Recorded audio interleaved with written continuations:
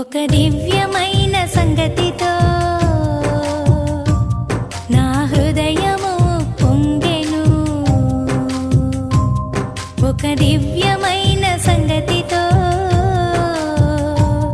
నా హృదయము పొంగెను. యేసురాజని నా ప్రియుడని ప్రియ స్నేహితుడు క్రీస్తునే. ఒక దివ్యమైన